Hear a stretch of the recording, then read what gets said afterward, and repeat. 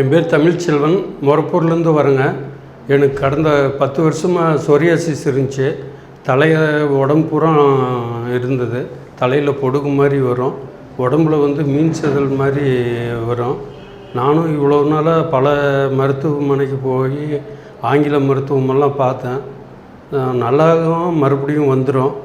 ஆனால் இப்போது 2 மாதமாக தான் ஆர்ஜிஆரில் மருந்து சித்தா மருந்து கொடுத்தாங்க. அதுக்கு பிறகு இப்போ எனக்கு நல்லா இருக்குது. எனக்கு ஒரு நம்பிக்கை வந்துடுச்சு, சுத்தமாக பூர்ணமாக குணம் ஆகிடும், இனிமேலும் மறுபடியும் வராது அப்படின்னு டாக்டர் சொல்லியிருக்கிறாங்க. அதனால் நான் ரொம்ப சிரமப்பட்டு இவ்வளோ நாள் பல மருத்துவர்களை பார்த்து நிறைய செலவு செய்து பண்ணது. இப்போ எனக்கு ஒரு நம்பிக்கை வந்திருக்கு. இது 10 வருஷமாக இருந்ததில் ரொம்ப மன உளைச்சல், நிறைய தினவு நமைச்சல், அது கீறி ராத்திரிலலாம் தூக்கமே வராது. நான் ரொம்ப கஷ்டப்பட்டேன். பல மருத்துவர்களை பார்த்து ஒன்றும் குணமாகலை. அப்புறமா நான் பேப்பரில் பார்த்து ஆர்ஜிஆர் மருத்துவமனையில் சாப்பிட்டா பூர்ணமாக குணம் அடைஞ்சிடும் அப்படின்னு பேப்பரில் மூலிமா பார்த்தேன். அதுக்கு பிறகு தான் நான் இந்த மருத்துவமனைக்கு கடந்த 2 மாதமாக மருந்து சாப்பிட்டு வரேன். அவங்க கொடுத்த மருந்தை அவங்க சொல்கிற மாதிரி பத்தியமாக இருந்துட்டு வந்தேன். இப்போ எனக்கு அந்த அரிப்பு எல்லாம் இல்லை. அந்த மீன் செதல் மாதிரி வர்றது, ரத்த செதல், இதெல்லாம் குறைஞ்சி போச்சு.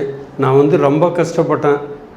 தற்கொலை பண்ணிக்கலாமான்னு கூட சில நேரத்தில் எனக்கு சிந்தனைகள்லாம் வந்துச்சு. அந்தளவுக்கு ரொம்ப சிரமப்பட்டு, ரொம்ப கஷ்டப்பட்டு பல மருத்துவர்களை பார்த்து நிறைய செலவு செஞ்சு ஒன்றும் குணம் ஆகலை.